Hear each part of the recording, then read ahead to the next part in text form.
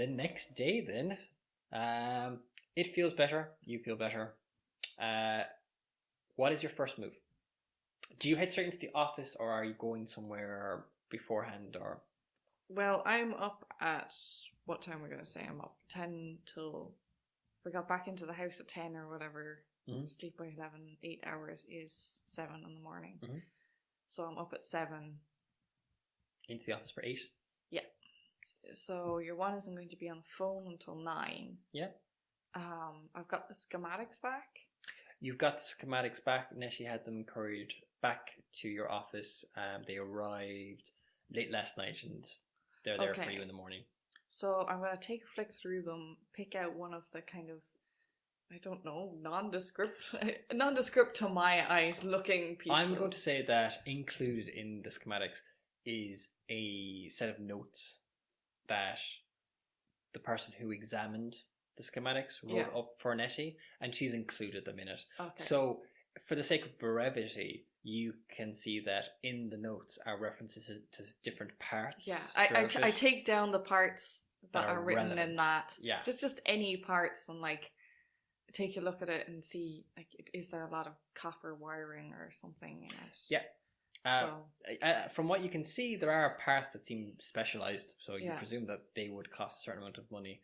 So you have a list, and the front page of the schematics is the most general overview. So if you want one that kind of just gives an idea of the device without going into the essential details, that's a good one. Yeah, it's a new type of radio.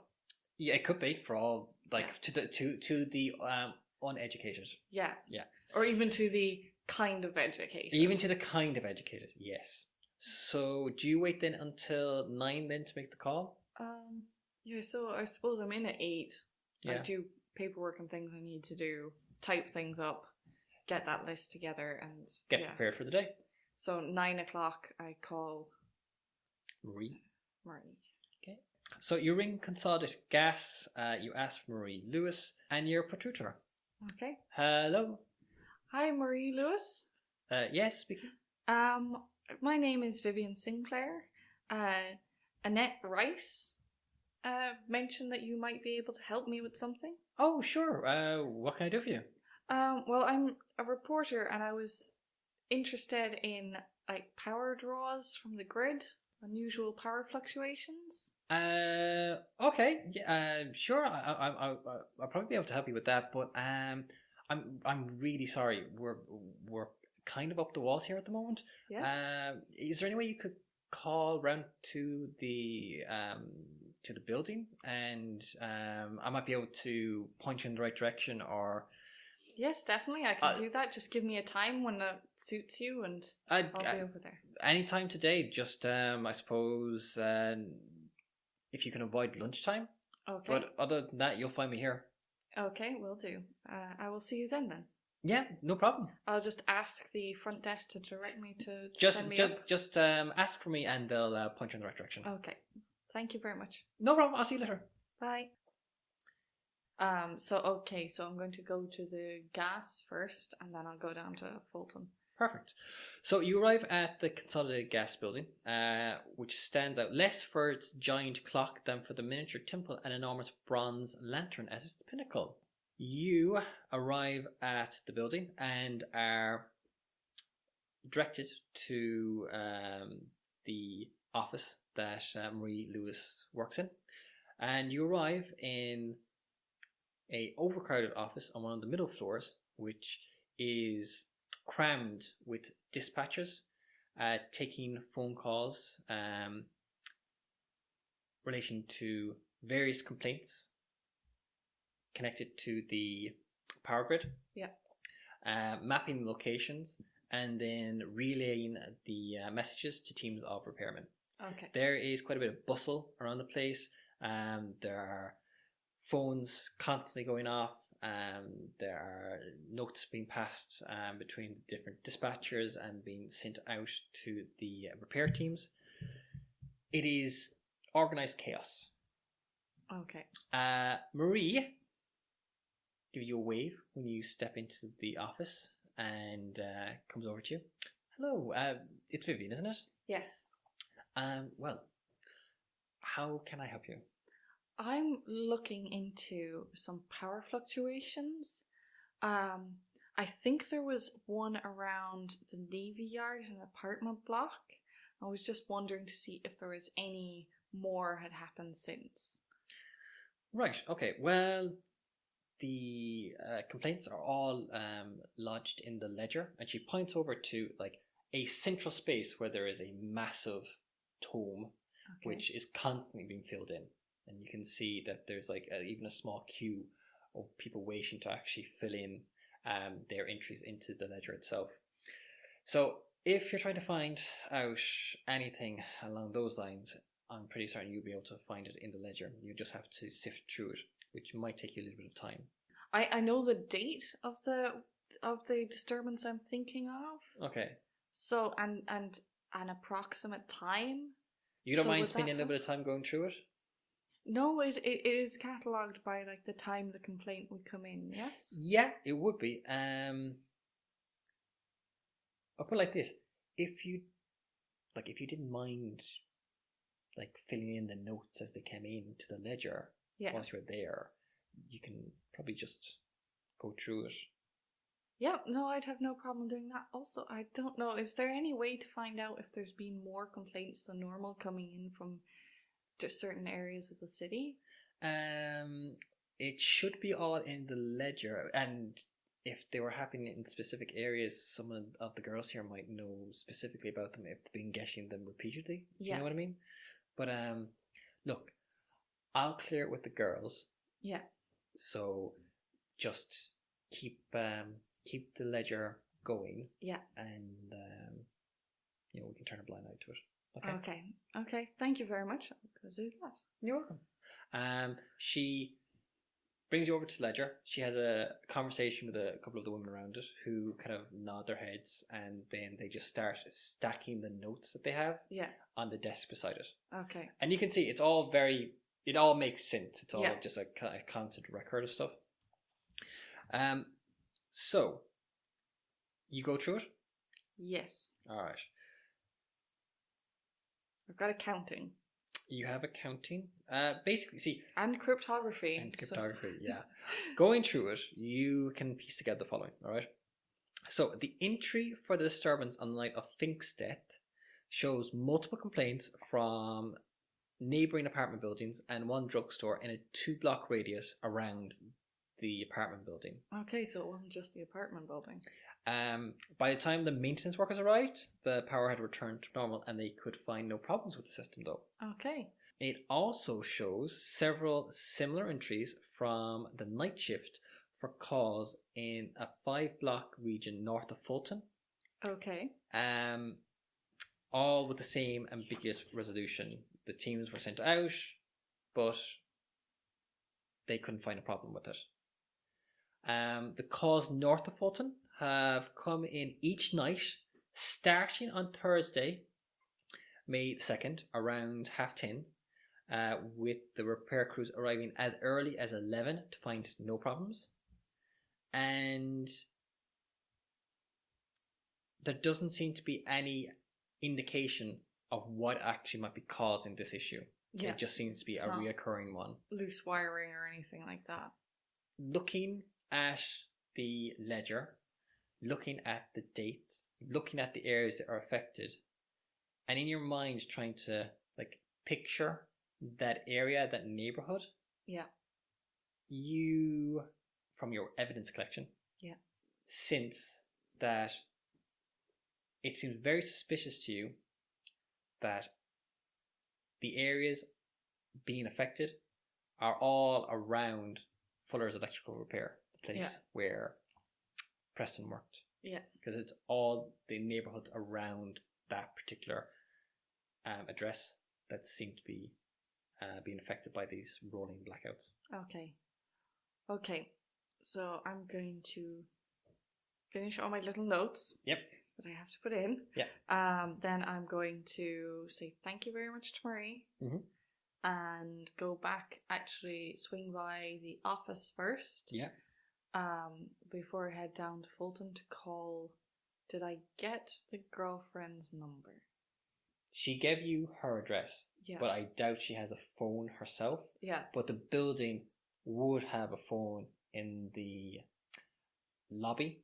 Okay. So I call the operator and I ask to be put through to that apartment building. yeah.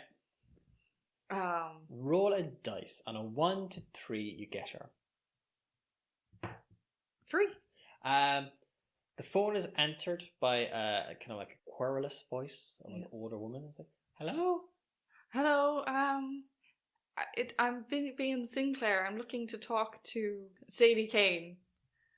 Sadie Kane? Yes. 1 minute. There's a creak. Minute, yes.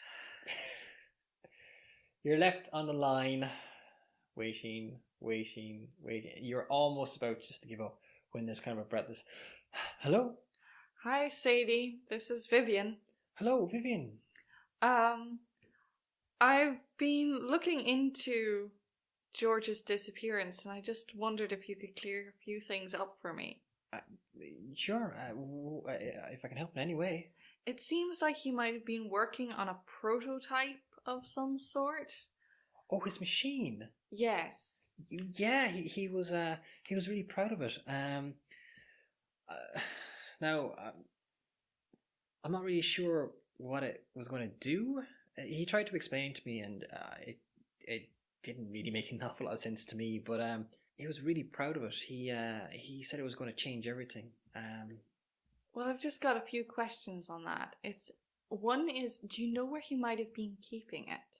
Well, he worked at a place called Fuller's Electrical. I told you that? Yes. Well, his boss would let him work there after his shift had finished. Okay. So I think he used to work in it most of the time there, but I think he might have brought it back to his apartment every so often as well.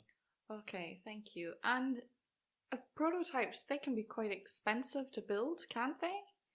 Sometimes you kind of need to have funding in advance.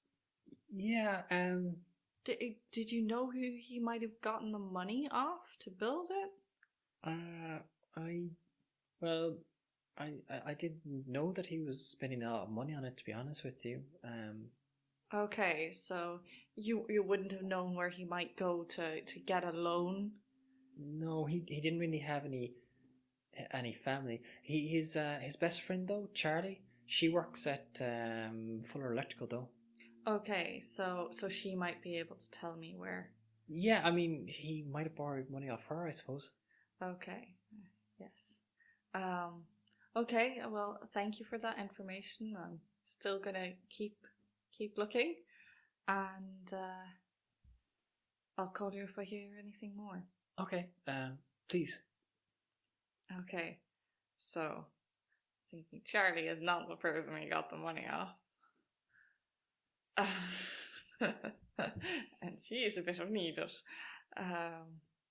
So I'm going to go down to Fuller's. Okay.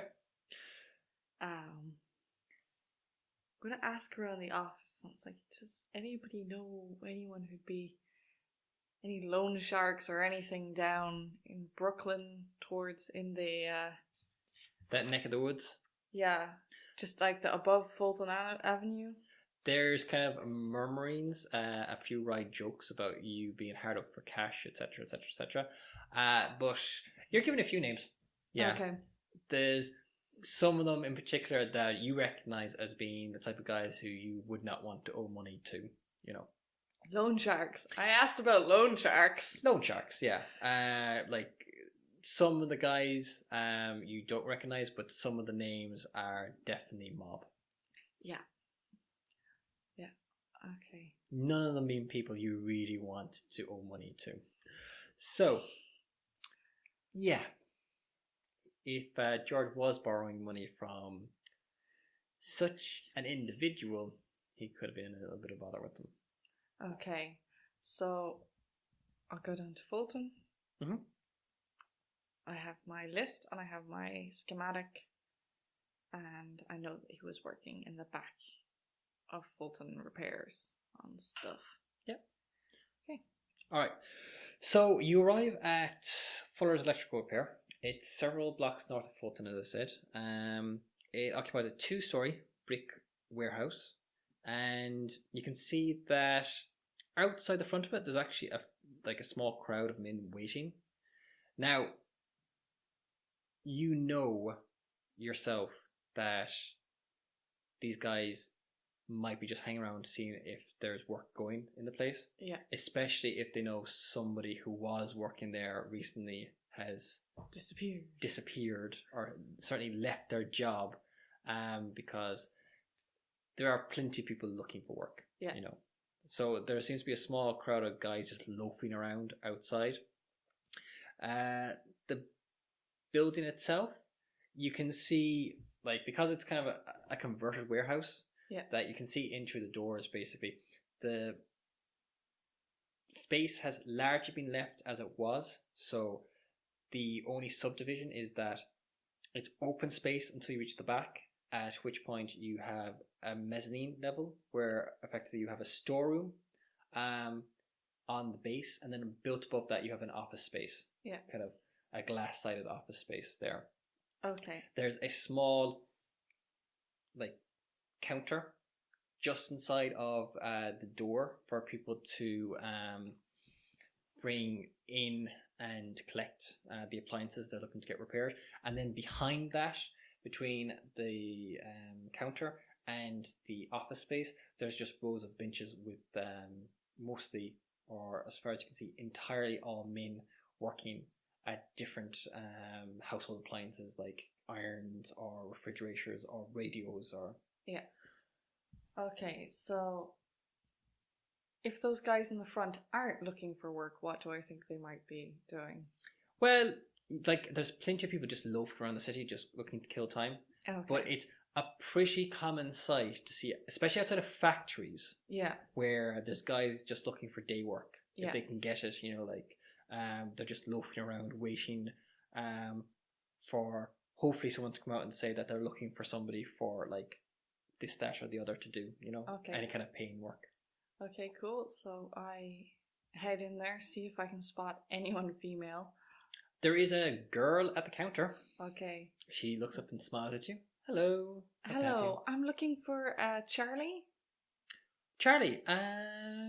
Yeah. One second. I'll just have to go and get her. Okay. Okay. So the girl hops off her stool and she retreats into the building itself. You see her kind of like going through the rows of benches. She seems to kind of go over to like the far back right hand corner, and she comes back a minute later with a girl in tow behind her. Cool. So you get your first look at Charlie. She is short, practically dressed. She's got a shapeless, many-pocketed smock on. It's clear to see that she was obviously in the middle of something. She's kind of smears of grease on her face. Her overalls are kind of like smudged with dirt and grime, and like her tips of her fingers are black. Yeah. She's kind of got something about her though. She's kind of got an air, like a certain cheekiness. Yeah. That's kind of attractive though. Yeah. And as she sees you and kind of gives you like a look up and down, her grin widens slightly more. Okay. And she gives you a wink as she kind of like arrives at the counter, kind of leans out and goes, "Hey, so." Hello. I'm a reporter. Oh. Charlie, George's girlfriend said I might be able to talk to you. Oh, right. Okay. Sally?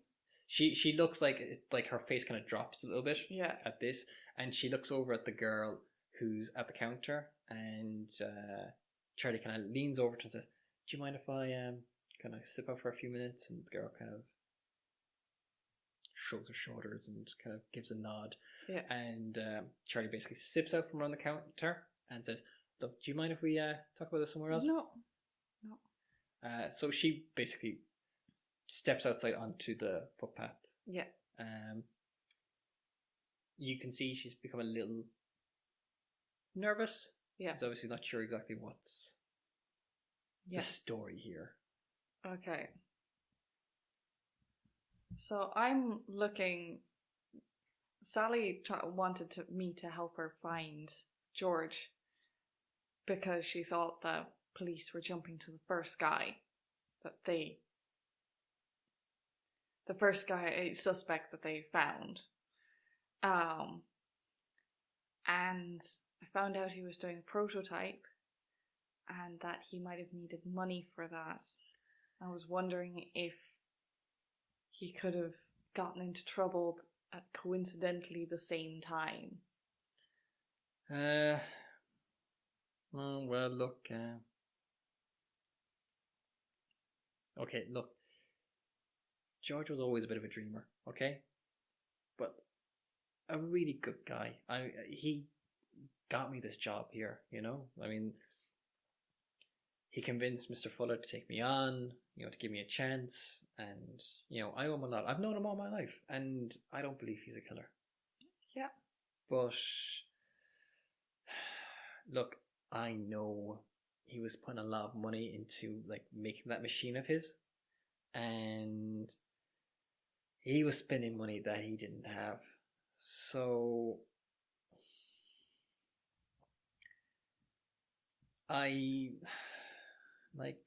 when he disappeared, I thought at first maybe he just, you know, ran out on his debts. Well, I believe that, you know. Yeah. Well, I'd just be a little bit worried that it might be slightly worse than that for him. If you don't run out fast enough, they can catch up to you. Okay, look, I figured that he owed money to people he shouldn't owe money to. And if it had just been a case that he'd upped and left, then yeah, I would have said he probably just got in over his head and he'd had to get the hell out of town before, you know. Yeah. You know, something bad happened to him. But this entire thing with like his neighbor and all that, I don't get that. I mean, that's not him. Yeah. You know? I don't even know how he could be mixed up in it, to be honest with you. Do you know who he might have gone to get the money? Around here, there's a few people he could have, but none of them he should have. Does that make sense? Yeah. Also, there's something, if he wanted to keep working on his prototype, yeah, because that would be the easiest way for him to get that money back. If they can get their money back if they make him build a working one. Is there anywhere he could have done that? You see, this is the thing, right?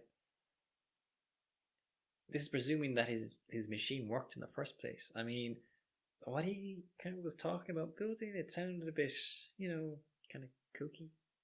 Yeah, even if it sounds like that, if somebody wants him to make it, what facilities would he need? Well, like, he mostly worked on it here because, like, Fuller, he let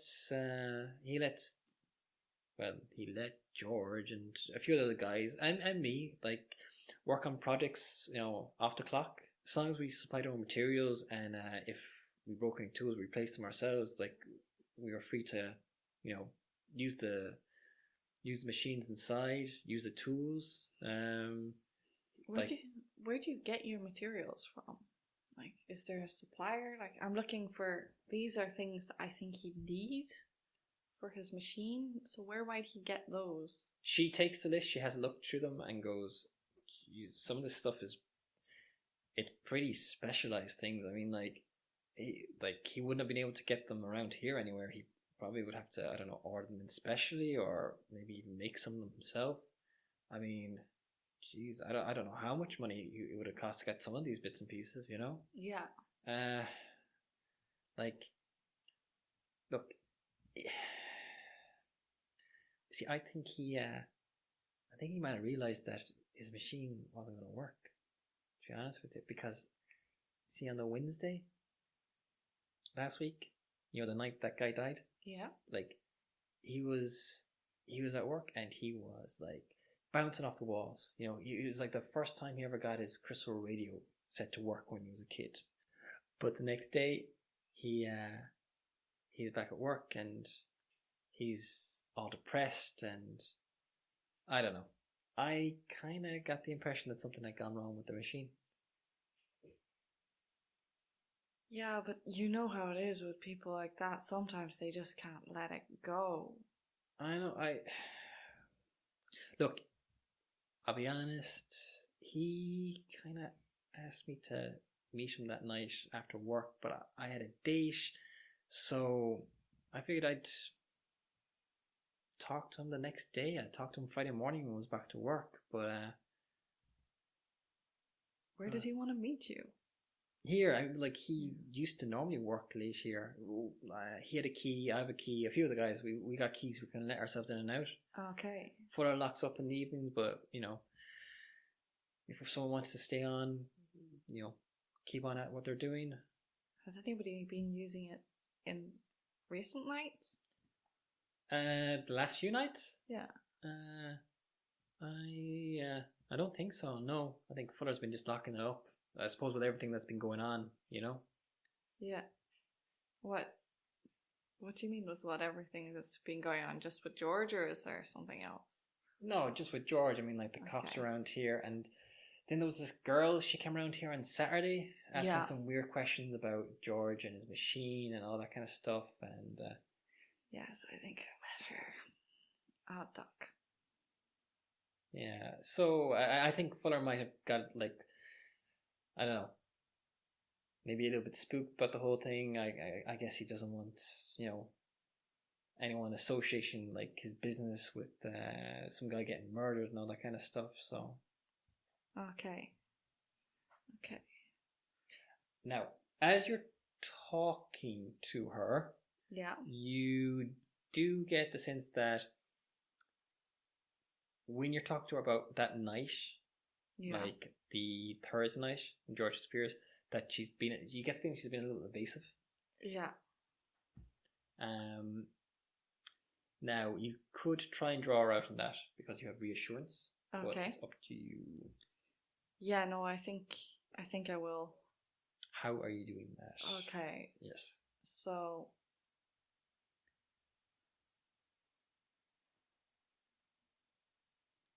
okay. So it's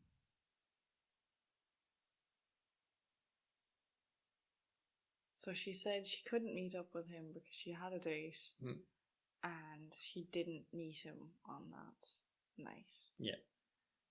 Okay. So I'm going to reassure her that if George really didn't do anything wrong, like, we need to find, he can't just go on the run forever, especially not if he owes people money. Who would you rather have him mixed up with, the police or like a bunch of loan sharks and the mob? If he's going to, all he's going to do is all he has is this machine. She kind of like, she squirms a little bit, and you can see, look, okay, look, that night, like, it's not so much about him, it's just that I wasn't so much on a date, I was kind of doing a job on the side. Job on the side? Yeah, you know, like, I take some extra jobs here and there for people. Yeah. And, you know, you kind of need a license to do some of these jobs. Yeah. So it wouldn't be too hot if I was kind of like caught doing that job. Yeah. So like I actually did come back to check afterwards because I had to drop off some tools. Okay. And when I got here, like, he wasn't here. So he was this much past the time whenever you said you'd meet him? I guess it was like, I don't know, nearly 11 thereabouts. And he said he wanted to meet you at. Well, like he'd asked me earlier on to stay on late, Okay. but I had the job lined up and I couldn't really turn down the money. Yeah. But I figured, on my way home, I needed to drop off the tools anyway. So I could have waited and brought them in the next day, but I figured, I'd just go in and, I figured he'd probably still be there. Okay. So I let myself in, but when I got there, he was already gone. Okay, and that would be unusual for him to leave that early comparatively. Yeah, I mean, like, I kind of thought he was going to hang around for the rest of the evening working on his machine, He didn't really, like, do much after work. He spent time with Sadie, but if... And it was all locked up correctly and everything when you came in? Yeah, it was like, he was gone. But there was no signs that he'd left in a particular hurry or left things behind or untidy in a way he wouldn't normally. Well, like, he'd definitely been there. Okay. But he was gone. So, but I don't know anything more. Okay. Well, thank you very much. Those suppliers I mentioned, I know you said like a lot of these things would be really hard to get, but you couldn't give me a couple of names of where I might be able to start finding out who could sell them. She kind of like takes a moment, kind of like puts her hand on her hip, looks up in the air like she's concentrating, going, yeah, I know a few places. Okay. She takes a pencil out from one of the pockets on her smock and she starts scribbling down a few names and addresses on the back of the sheet that you gave her. Okay. And you kind of get a look at her properly. Yeah. As she's kind of standing there, kind of absorbed in writing down this list. And it's hard to know that underneath all the grease and the smudges, she's actually very pretty. She's very pretty. Thus, we have a challenge. Focus on the story, not the smile. This is a cool test, and the advance on it is 4+. So It's up to you. Do you want to take a extra problem? I think I should be okay for an advance of 4. Okay. Give me a roll. Okay, so I'm 3. Okay. So I get the middle ground version. Cute, and you might even want to buy her a drink sometime, but you've got to treat Charlie like any other source, with a bit of distance and a grain of salt. Okay. Yeah. She hands you back the note. She gives you a smile. There's a moment between the two of you. Could I have your number so in case I need to call you again? She kind of hesitates for a moment, and then she gives you another smile and goes, sure. Okay. She scribbles her numbers down. She gives you one last smile before she turns away and heads back inside. Okay. Okay, grand. I'm going to check up on those suppliers then. Okay. Perfect. So you make your way down the street, studying the list in your hand. Yeah. Perfect. Oh, great. I'm going to get cracked on the back of the head with something. So, you're about halfway down the block from Fuller's Electrical Repair when we have a challenge. Okay. So, this is a sense trouble challenge. The advance on it is 5+. Okay. Do you want to take an extra problem? Okay, I know I said I didn't last time, but this time I have 2 dice and a 5+. Mm-hmm. That's pretty good odds. Okay, give me a roll. I'm not going to take a problem. 3. Come on, 5. 5, all right. So, no, not 3 and a 5. 5 overall. 5 overall, 2. Yeah. So, advance 5+. As you're walking down the street, you realise you've picked up a tail. I should really stop talking to people outside. And you may choose to confront them straight away, Yeah. or step into an alley and attempt to get them at a disadvantage. Totally step into an alley. Okay, perfect. So, you sidestep into an alley. Yeah. See a shadowy doorway. Okay. Moving in there so that you're concealed by the cavity in the wall.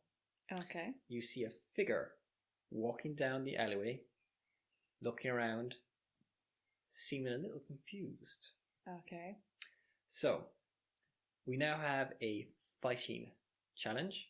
The advance in this is 3+. Okay. So, do you want an extra No, roll? I'm Okay. sorted. Okay. Give me a roll. 5 and I've succeeded already. You've so succeeded already, so you actually get a bonus. get a bonus because you have a extra dice in hand. So now you have 4 pushes. Okay. So the guy goes past you, and you step up behind him. Tell me how you pin him. You take him completely by surprise. He's caught completely off guard. How do you turn the tables on him so you can push him to the wall, knock him to the ground? How do you do this? Grab the back of his neck and shove him into a wall with my arm at the base of his spine as well. Okay. You spin him around and slam him against the wall. He is completely taken off guard, and you hear a of breath as he slams into the wall. You have him pinned securely, and you have him completely at your mercy. Cool. So you earn the edge, Marty's respect. Okay. Sounds like a good edge to have. Read that. Okay, Marty's respect. You have proven yourself one tough broad. Spend this card to get a favour from Marty. Just be sure it's the kind of favour you can live with. There's a... hey, there's no need to get rough. Yeah, right. What you doing following me? I just had a few questions, you know? I thought we might be able to have a conversation. Yeah, I see we're having exactly the sort of conversation you intended for us to have. Just the opposite way round. Well, look, there's no need to, I don't know, make it personal or anything like that. This is just business. Yeah, who said this is personal? Well, you got me pinned up against the wall here, lady. That would be business in your business. You can hear, like, there's a pause, and you can almost hear, like, the creaking of the gears in his head. I was like, okay, I won't exactly dispute you on that one. But look, maybe we've gotten ourselves off on the wrong foot. Can we make this a bit more friendly, maybe? Why are you following me? Like I said, I just wanted to have a little conversation. I think we've got a shared interest. Okay, so I'm assuming your shared interest is George, yeah? Yeah, Preston. Okay. I'm gonna let you up, but you don't try and retaliate. Hey, I'll just run away. Hey, look, no funny business, okay? I'm a gentleman. Yes, I believe that. You let him go? Yeah. So he kind of turns around from the wall. He kind of like dusts himself off a little bit. Marty, you're Miss Sinclair. okay. So now we're on name basis, but So why are you looking for George? Do you have him? I wouldn't be looking for him if we had him. I'm representing a certain individual who Mr. Preston owes a certain sum of money to. A local businessman, a very generous man. I understand. I thought that might be the case. In the back of your head, your streetwise triggers as you associate the name Marty with the way this guy talks with a certain low-level mob enforcer that you've heard about called Marty the Mouth. Yeah. Who also matches the general description of the man that Madame Isis described George talking to outside the Temple of Nefertiti's.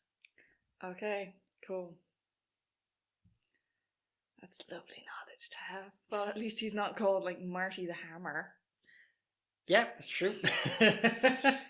Marty the Mouth doesn't sound that bad. Marty the Mouth means at least the thing that he's infamous for is being loudmouth.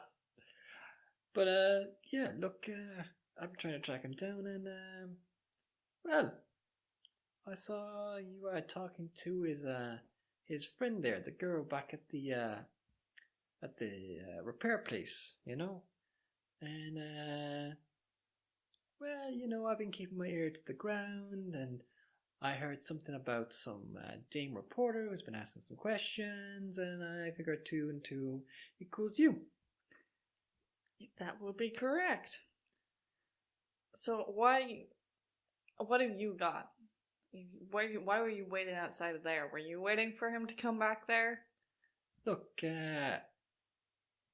it's my job to try and collect when somebody reneges on their financial obligations, and I've been trying to track this kid down for the last week, ever since he ran out, but kind of seems to have dropped off the face of the earth, you know what I mean?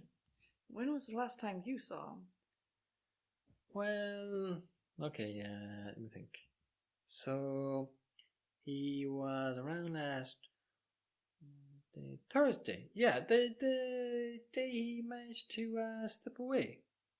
He was at work. Here, this is God's honest truth, I swear, on my mother's grave. Thursday, he goes to work, right? Now, he owes my employer a certain sum of money. I've spoken to him about this already. I feel I've given him enough opportunities to repay his debt, but he's not paying much attention. So I figure we're going to have another little chat, maybe a little bit more personal.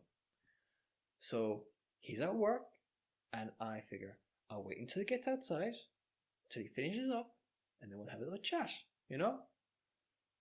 And I'm there from like 4 or 5 o'clock in the afternoon. And I'm waiting, and I'm waiting, and I'm waiting. And then the place gets closed up, you know? And he doesn't come out. So he never left that building on Thursday? Yeah, well, unless he stepped out the back. Because I figured someone must have seen me, tipped him off, and he did a runner. But then this entire thing with this murder rap, you know. Did you see the girl come in on Thursday? 11? Yeah, there was, let me think. So, around 10:30 or thereabouts, I'm waiting outside. Lights start to go out around the place. I'm thinking this is getting weird. And lights start to go out in other buildings as well. All around the place, yeah. It was like a blackout or something. And then I'm thinking I'm gonna call it quits because there's no sign of this guy. And then his friend shows up, and I guess that must be coming up towards 11 or thereabouts. And she goes in, and she's there for a few minutes, and then she comes out again with the fellow who owns the place. With the fellow who owns the place? Yeah, Fuller, whatever. So then they lock up, and then they leave. And since there's nobody else knocking around, you know, I figure he's gone. Okay. Okay. Right. That changes some things, I think. I'm gonna have to go to talk to Charlie again. Look, between you and me, and you seem like a straight up broad. The guy, look, I need to find him because he seems to have straight up and vamoosed, and if I don't get the money out of him, it's going to be my hide. So, like, you seem like you know what you're about. Maybe if you help me, I can help you with something. We'll see. I don't see why I need any help. I'm doing fine by myself. I'm doing better than you. Yeah, well, look, we are obviously coming at this from different angles. You've got your, feminine wiles or whatever.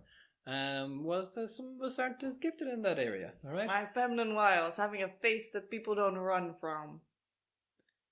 That's mildly insulting, you know? It's not my fault I got my nose broke. I'm pretty sure you running into that guy's fist was all your fault. Hey, that was a sucker punch, okay? Look, all I'm saying is, maybe if you run into, let me know where Georgie boy has got himself. If you find out, then maybe we can, I don't know, do business. I'll see. I can be a good friend. We'll see. All right. Look, just bear it in mind. He takes out a card. Okay. And he hands it over to you. It's a card for a nightclub. Okay. And there's a number listed on it. He said, "Look, you wanna talk? You know, maybe we can have a conversation about George. You find me there, okay?" Yeah. You've been staking this place out on other nights?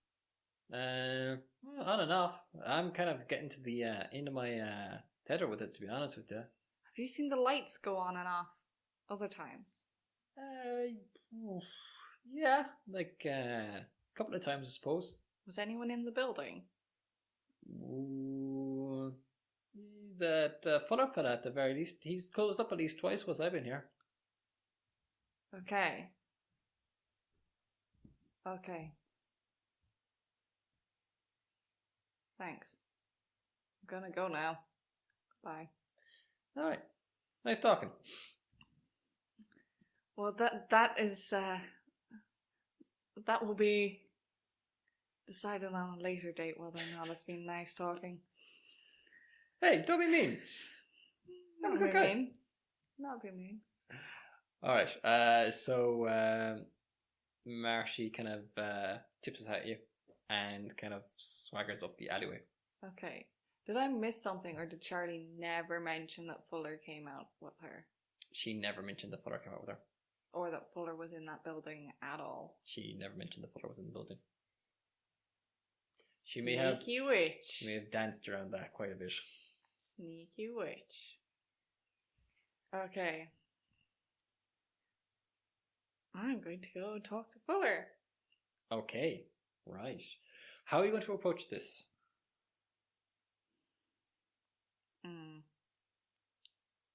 Okay, I'm going to check out those suppliers and see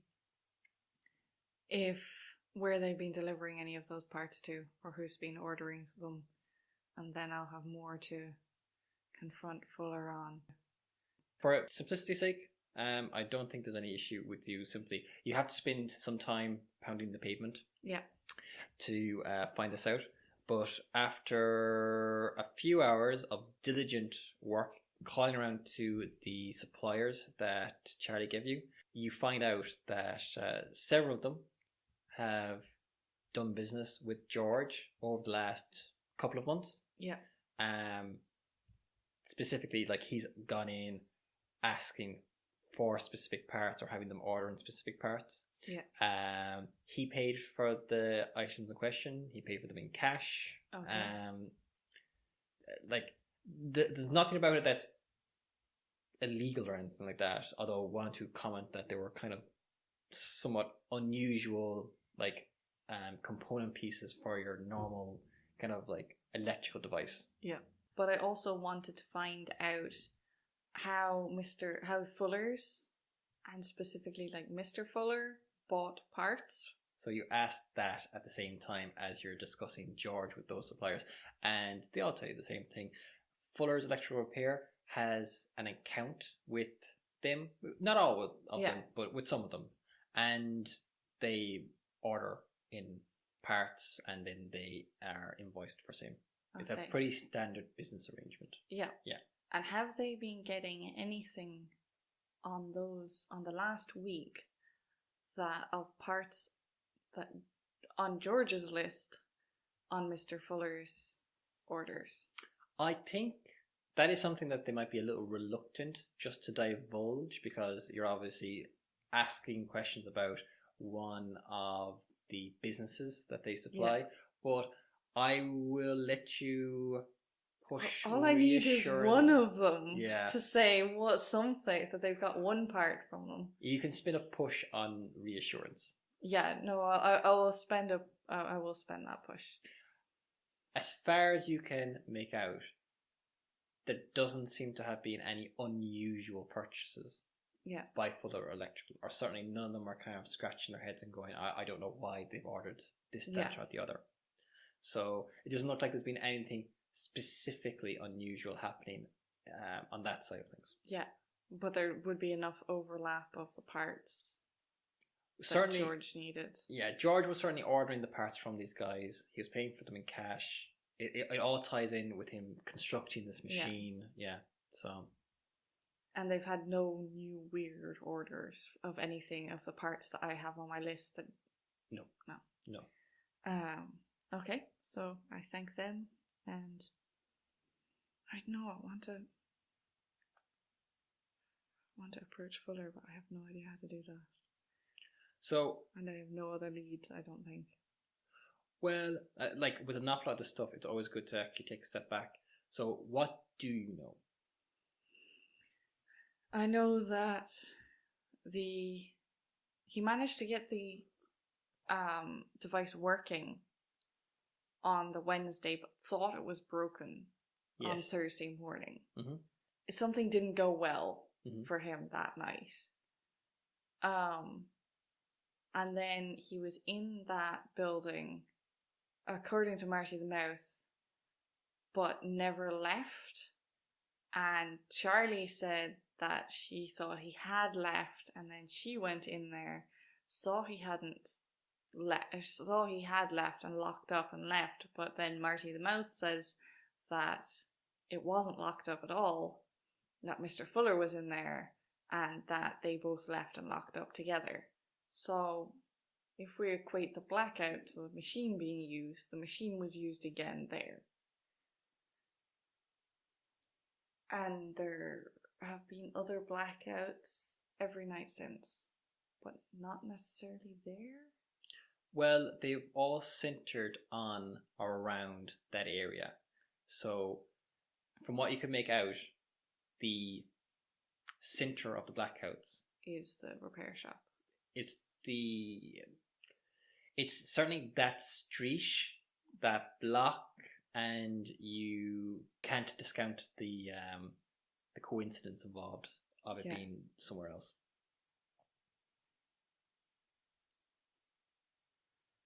And I know there's a spirit machine, and I know that George is the only one who's been getting the parts for it. I know that he owes money to the mob. And I know that Madame Iris was interested in buying it, but wasn't interested in paying for the prototype. Yeah. Lots of pieces. So the mob just seems interested in the money. Yes. Just seems interested in the money. Well, you talk to Marty the Mouth. Yeah. And from what you can make out, he's really only interested in the money. Yeah, but he's the guy who's been sent to collect, whether or not he knows everything. That's true. That's true. You don't know how far up it goes. He didn't give the impression that he was like... And especially spirituality tends to be personal. Yeah. So his boss may not say, I want to be able to talk to my dead granny. Possibly. Okay, so yeah, I'm going to check around the Fuller building and see where the back door is, if there is one. Okay. That he could have left through that Marty wouldn't be watching. Okay, yeah. That is easy enough to do. You walk back up the street, you take a quick scoot around the back of the building. There is a door that leads into the rear of the warehouse. Okay. Does it look like it's used regularly? It doesn't look like it's a door that is used all that regularly, but it's not boarded up in any way. Is it locked? Try the handle. Yeah. Locked. Okay, so someone would have to have the key to... They'd have to have the key, or You, with your experienced eye, would be fairly confident you could probably jimmy it open without too much difficulty. Yeah.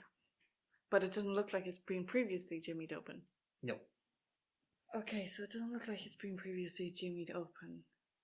So that's why you can't get in, and I need to find out who has the keys to that. Okay, what time is it? It's not that late into the day, because it's like you got here early, you haven't done all that much in the grand scheme of things. Yeah. Let's say it's going up towards midday. 12 o'clock? Between one thing and another, you've been kind of mulling on things, you spent some time talking to Charlie, spent some time talking to Marty, you've had a good look around the building to kind of get a sense of things, so... Yeah. Okay, so I'm going to... Does it look like lunch has happened yet for the workers in the... No, probably 1 o'clock, you'd guess. 1 o'clock, okay, yeah. So I'm going to go and wait for lunch to let out, and then I'm going to tail Charlie and try and get her by herself.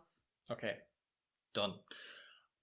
You have a look around with your streetwise. Yeah. You can easily identify the local haunts for the average working Joe.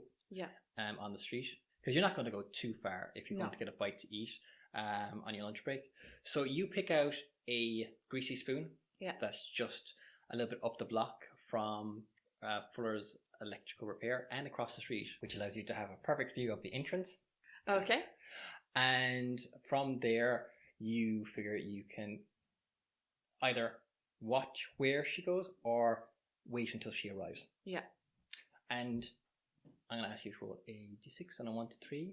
She comes to the place that you're in. 2.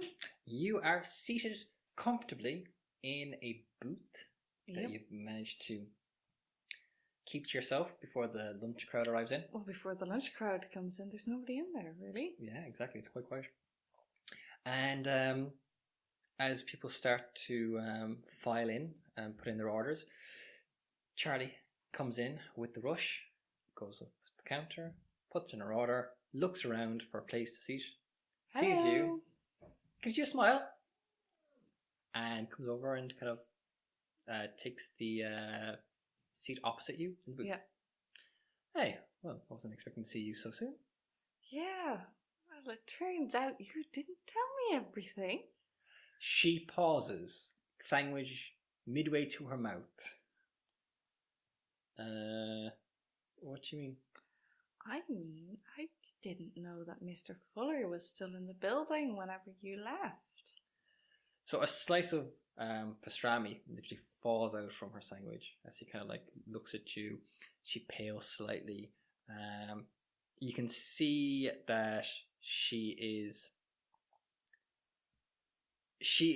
a little scared. Yeah. Yeah. When you drop this little bombshell on her. Yep. How are you going on? So she pauses. She hasn't said anything yet. You get this kind of fear reaction. So what are you doing? What are you saying? I'm like, he must know where George is gone. You can't just go into a building and never come out. Look, you're a reporter. How am I know that you're not going to drag me right into the middle of this mess?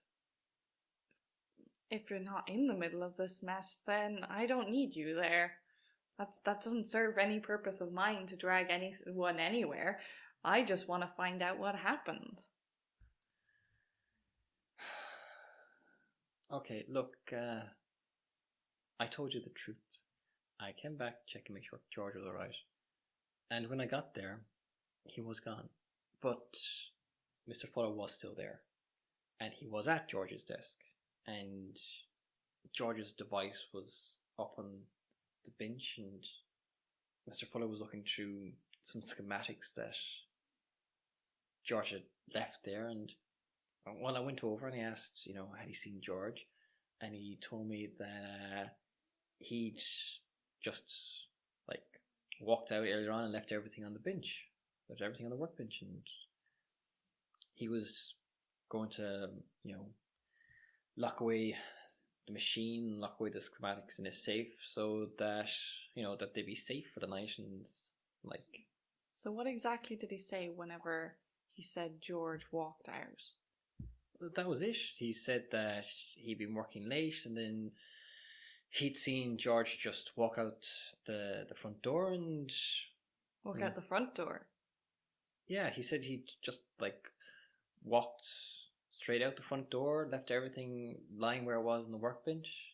He said he thought he looked upset, and he'd come downstairs when he was about to leave, and then he'd seen that George left like his machine and like all his papers on the workbench, and he came over to take a look at it and thought he should lock it away for the night for safekeeping. And I arrived in the middle of that, and he asked me to give him a hand moving the machine upstairs into a safe, and that's what I did. And I didn't really think anything of it until the next day. And Okay, let me ask you something. Does anyone have a key to the back door? Is that like you let yourselves in and out of the building a lot? Is it always through the front door? Do you, as workers, have keys to the back door? No, that's I know the door you're on about. That's the door into the storeroom at the back. Yeah. I think just Mr. Fuller has the key to that, because we only use it when we're taking in deliveries. Okay. How's Mr. Fuller like to work for? Like, I know he took you on, so that's good, but like... Look, if you asked me before, I'd have said he was alright. Cheap, but like you said... He lets you work out late, lets you use the equipment. He's better than an awful lot, okay? And look, George got me the job before the depression kicked in. I know he wouldn't take on someone like me now. There's too many guys out there looking for work. But aside from like threatening to kick us out on our asses and bring in somebody cheaper if we don't put in our hours, or if we're not pulling our weight, he's not the worst as these things go. But like, I asked him about this entire thing with George, and because I know what it looks like. It looks weird, and I asked him about it, and I was wondering what I should do about it, and like, he basically told me to keep my mouth shut, and that if I like made a fuss, that he'd report me to the police for theft because I took tools out of the shop, and I can't afford to lose my job. Yep, I understand that. Okay. Oh, thank you very much for telling me what you told me now. Look, you're not going to bring me into this, are you? No. There should be no need for that. Look, I got a mother, I got a kid sister at home. I'm just trying to do my best. But look, George, he's a good guy. I don't want to think that anything bad's happened to him. If you can find him, find him. Yeah, that's what I'm hoping for. Now, Mr. Fuller, does he take lunch in his office, or is he up in his office all day?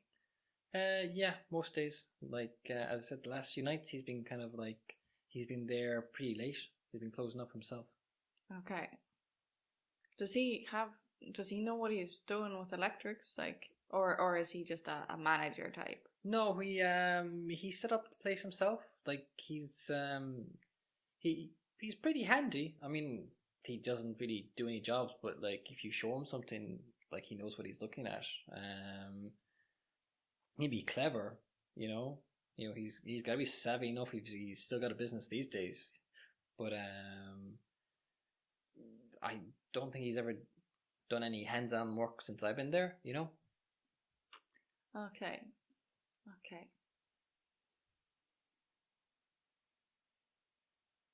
What time do the rest of you normally leave? Like 6 thereabouts. Depends, like if people are working late. But like I said recently, he's been pretty tight on like making sure the place has been cleared out in time. Like if somebody's working on something in one of the benches for a client, that's different. But I'd say everyone's cleared out by 7. Okay. Thank you very much. I'm gonna get up and leave. And I think I'm going to head up to that club. Okay.